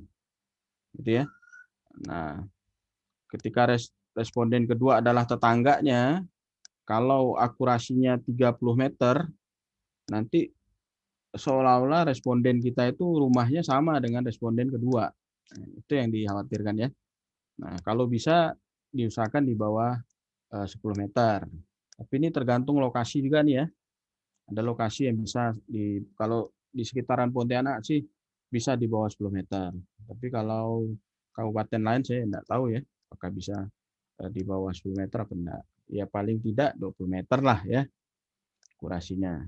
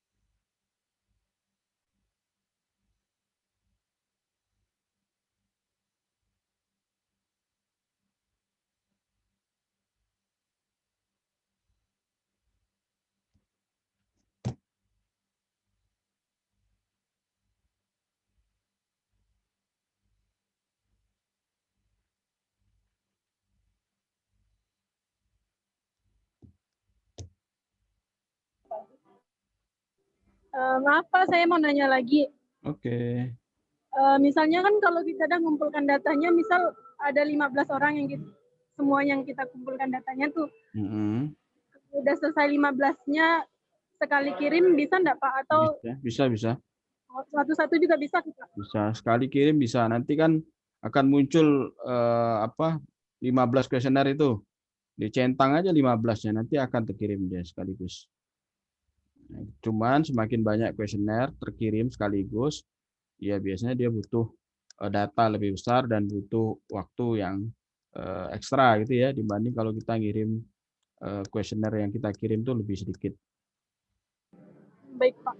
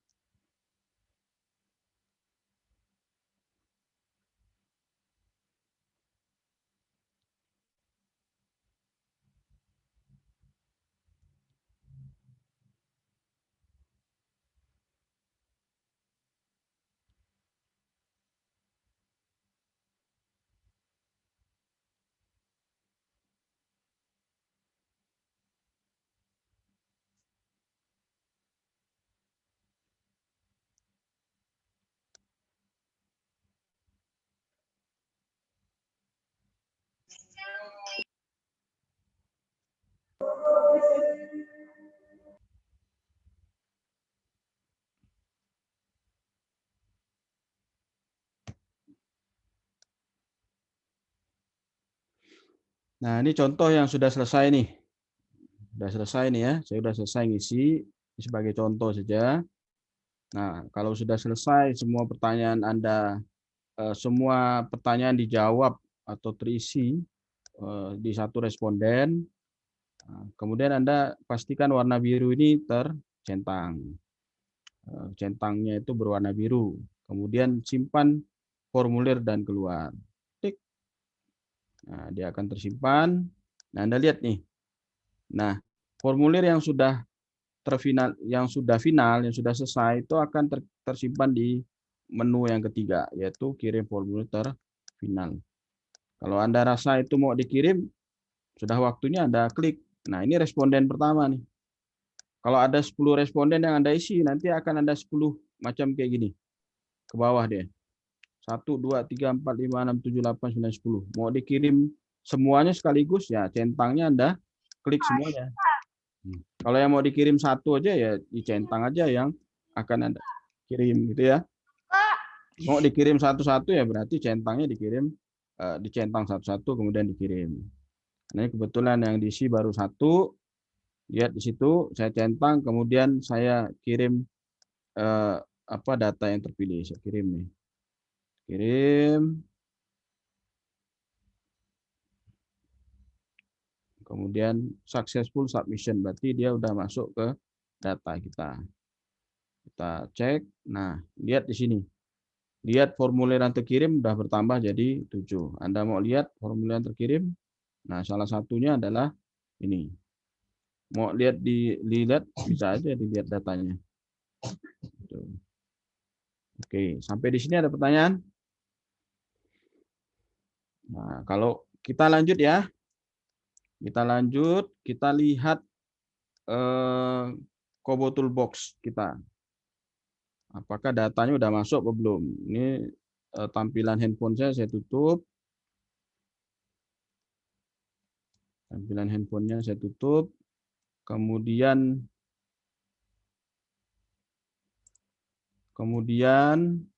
kita buka lagi Kobo Toolbox kita. Kita buka mana Kobo Toolbox kita ini. Oke. Itu ya. Nih. Kita buka datanya masuk enggak?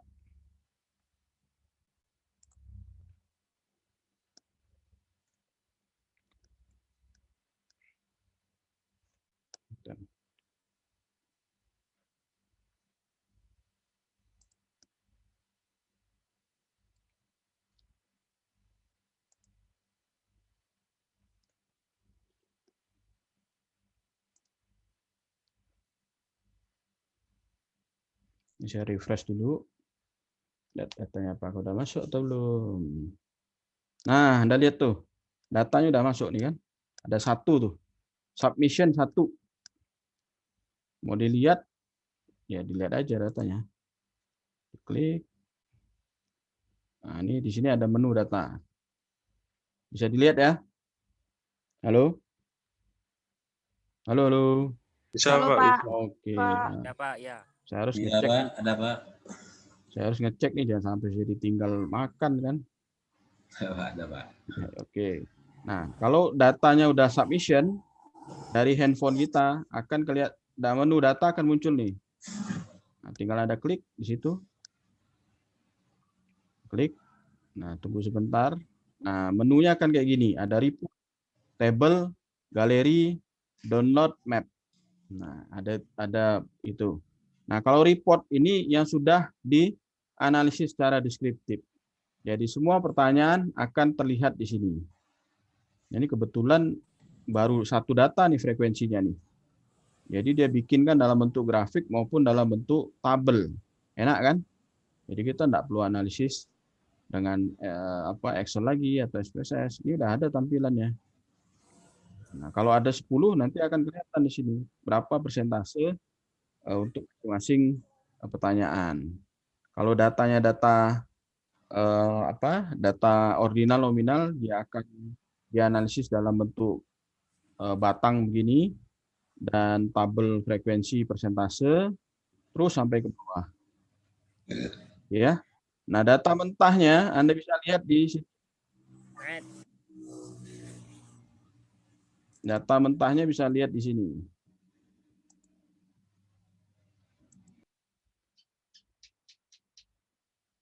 Oke, data mentahnya bisa lihat di sini. Tabel. Nah, ini isinya data mentah. Data yang sudah ada isi, row table-nya di sini nih. Ini tinggal digeser aja ke kanan tuh. Nah, ini pertanyaan yang kita ajukan.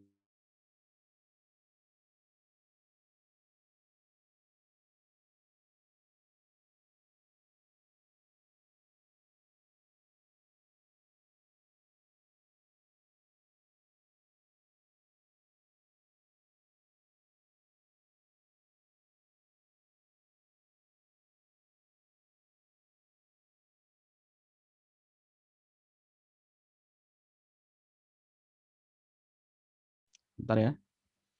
Nah, ini topo map. Kalau pengen lihat word imagery, foto tampak atas dari satelit gitu, bisa Anda lihat kayak begini. Kalau pengen lihat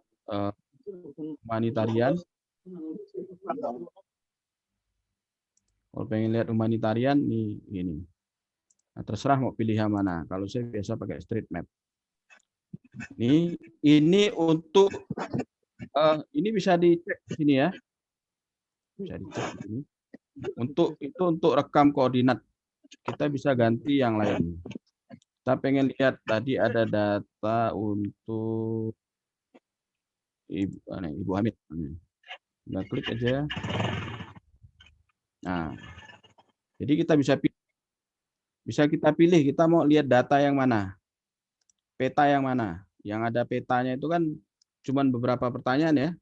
Penyakit menular tadi saya isi enggak ya, penyakit menular ya. Penyakit menular apakah saya isi? Coba lihat. Apakah ada? Oh, ini tidak ada nih. Ini jawaban tidak ada. Nah, ini bisa diotak-atik di sini ya, sesuai yang ingin kita tampilkan apa. Di petanya akan berubah. Oke. Nah, kemudian kalau datanya ingin di-download, ya klik download aja. Klik download di sini. Bentuknya Excel. Nah, tinggal Anda download. Apakah semua datanya pengen di-download? Kalau semuanya kayak begini dia. Ya, langsung aja download, ekspor datanya.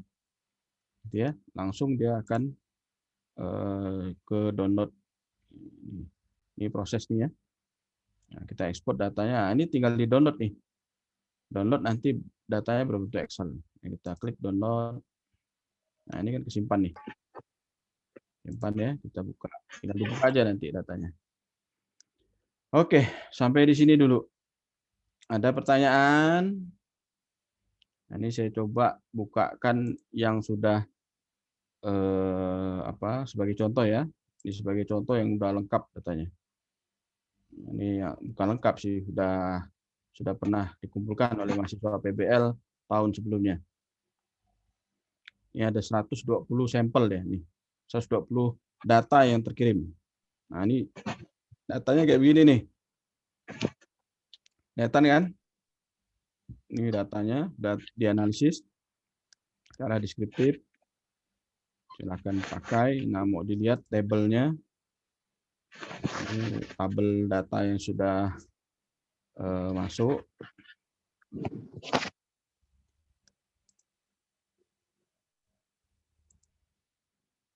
Nah, ini datanya. Kalau mau dilihat lebih besar lagi, tinggal di full screen. Nah, ini datanya. Ini ada 120 sampel ke bawah nih. Ini datanya. Bisa kelihatan di sini. Ini ada 4 halaman ini. Kalau mau ditampilkan lebih bisa lebih nih. Oke. Ini kita tampilkan 100 sekaligus 200.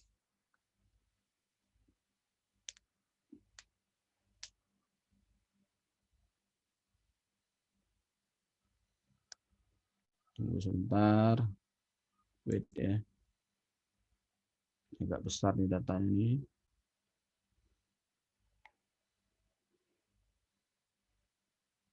Oh, nggak usah deh, lama nampaknya nih.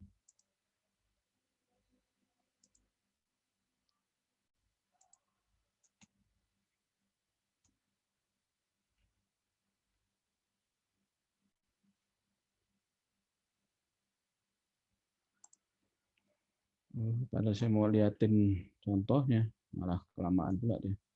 Exit page.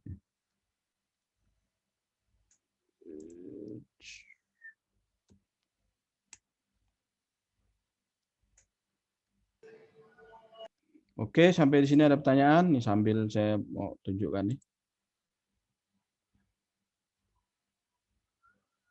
Sampai di sini ada pertanyaan enggak?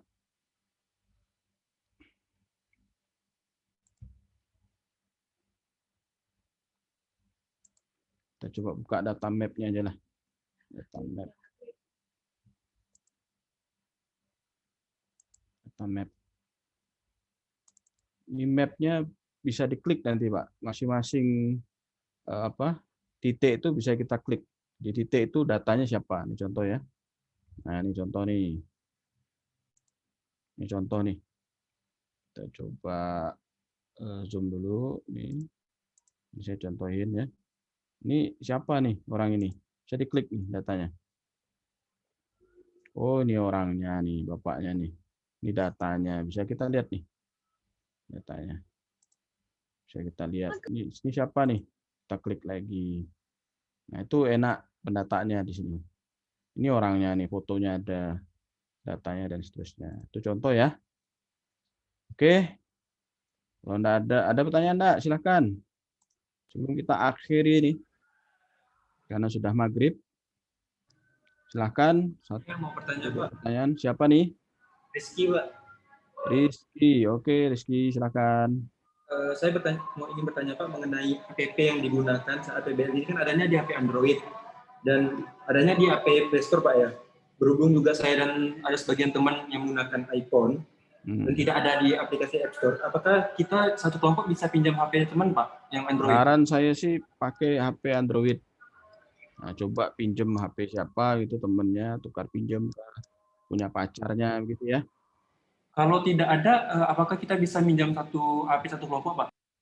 Nah, kalau mau minjam HP satu kelompok, sampel sebanyak itu berapa lama mau menyelesaikannya kan? Pasti lama sekali itu. Itu kita mau efisiensi waktu, makanya idealnya setiap orang kalau bisa punya satu Android. Saran saya satu kelompok jangan cuma satu Android.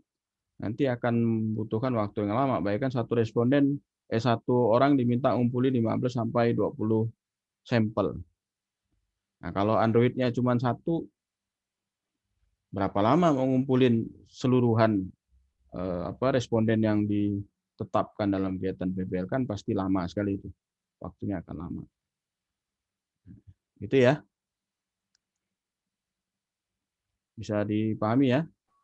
Oke Pak, terima kasih Pak. Oke, jadi usahakan lah ini masih ada waktu, coba pinjam dulu punya ibunya kah, punya bapaknya kah, tukar pinjam dulu sama adiknya kah, gitu. Atau punya pacarnya dulu pinjam, tukar pinjam, biar kegiatannya bisa lebih lancar. Gitu, karena memang banyak aplikasi yang dikembangkan untuk riset itu tidak kompatibel untuk iPhone, gitu ya. Banyak aplikasi untuk riset seperti Kobo Toolbox atau yang lainnya itu memang kompatibelnya untuk dan dikembangkan untuk aplikasi Windows dan Android saja. Jadi memang banyak kelemahannya juga iPhone itu kalau mau dipakai untuk kegiatan-kegiatan seperti ini. Ya harap maklum saja ya, HP-nya mahal tapi kadang tidak terlalu banyak manfaatnya juga. Oke, Pak Lukas, silakan Pak Lukas. Nanya ini Pak, iya, ini Pak nampaknya sih bagus untuk di puskesmas nih Pak. Kira-kira kalau kita masukkan gini data bisa tersimpan selamanya ke Pak? Oh bisa Pak, selama Bapak masih pegang akun itu, selama itu datanya tersimpan.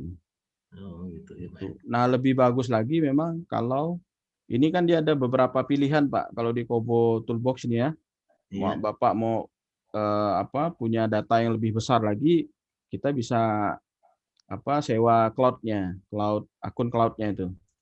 Jadi kapasitasnya bisa lebih besar lagi. Iya. Setelah ini titik koordinatnya kalau ada permasalahan langsung kelihatan Pak. Ya, betul Pak. Misalnya Bapak pengen melacak ibu hamil kan, tinggal cek koordinat, fotonya bisa kelihatan di situ. Nah, itu tujuan sebenarnya Pak. Iya, makasih Pak. Ya, sama-sama Pak Lukas. Yang lain mungkin ada yang pengen ditambahkan? Sekali lagi ya, aplikasi ini memang baru bisa untuk aplikasi yang digunakan di Windows dan Android. Jadi harap maklum bagi yang menggunakan iPhone memang agak ada kendala di situ. Tapi nanti kita sambil cari-cari ya apakah ada aplikasi semisal Kobo Toolbox atau Kobo Collect atau Rika Collect yang bisa diakses melalui App Store gitu. Kalau tidak salah berapa waktu yang lalu itu tahun lalu itu bisa aja kita pakai aplikasi menggunakan iPhone bisa. Tapi Anda tidak pakai Kobo Toolbox atau Kobo Collect, tapi Anda aksesnya melalui link nanti.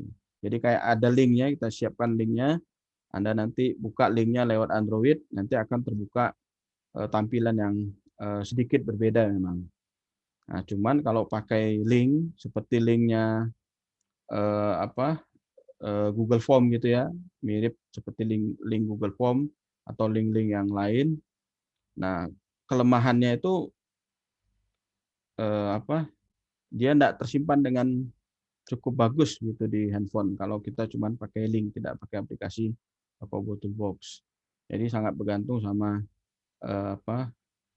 model handphonenya juga. Kalau bisa tersimpan lama. Kalau enggak, khawatirnya dia tidak tersimpan lama. Karena ada handphone yang biasanya dalam satu hari dia membersihkan data-data yang bentuknya seperti data-data istilahnya saya kurang paham juga.